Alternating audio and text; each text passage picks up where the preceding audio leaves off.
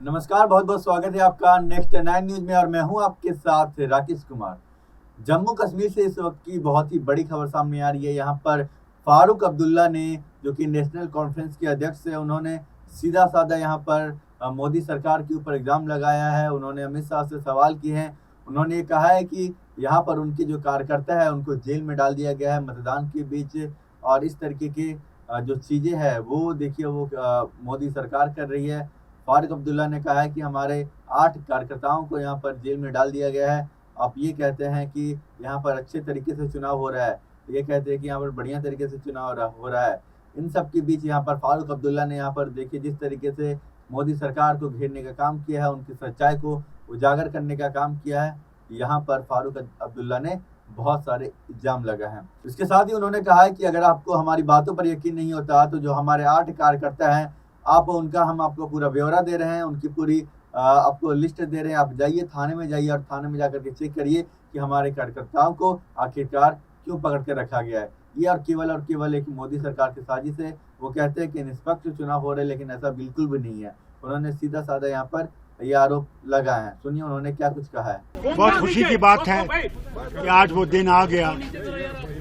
2014 में वोट नहीं दे सका क्योंकि मैं अस्पताल में था विलायत में, मगर अल्लाह का शुक्र है कि आज पार्लियामेंट्री इलेक्शन में मैं आपके पास खड़ा हूँ।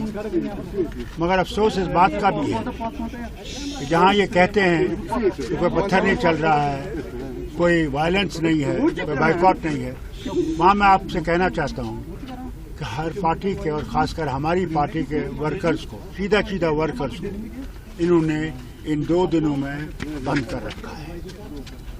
एक तरफ से ये कहते हैं कि इलेक्शन बहुत आज़ादी से हो रहा है, तो मुझे बताइए, मैं होम मिनिस्टर साहब से पूछना चाहता हूँ, प्राइम मिनिस्टर से पूछना चाहता हूँ, हमारे वर्कर्स को क्यों बंद किया गया? क्या वो डरते हैं कि वो हार जाएंगे? और वो जरूर हारेंगे, इंशाल्लाह हारेंगे।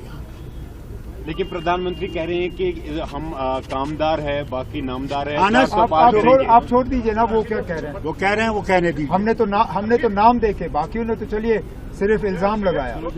हमने तो आपको नाम दिए हैं इलेक्शन कमीशन को, हमने थाने की डिटेल्स दिए हैं जिन थानों में उनको बुलाया गया है, और हमने अपने रिप्रेजेंटेशन में ये भी कहा कि हम ये 8 नाम इसलिए दे रहे हैं ताकि आप ये ना कहो कि हम बिना सबूत के बात कर रहे हैं।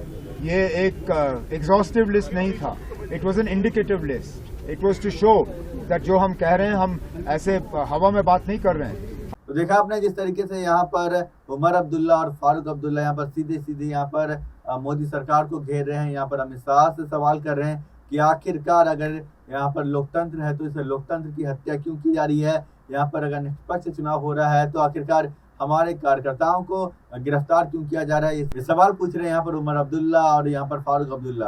तो दोस्तों, इस खबर को लेकर के अगर आपको कुछ कहना है तो आप हमें कमेंट्स में लिखकर कह सकते हैं। और फिलहाल के लिए मुझे दीजिए इजाजत। देखते रहिए नेक्स्ट 9 न्यूज। आप सभी दर्शकों का बहुत बहुत धन्यवाद।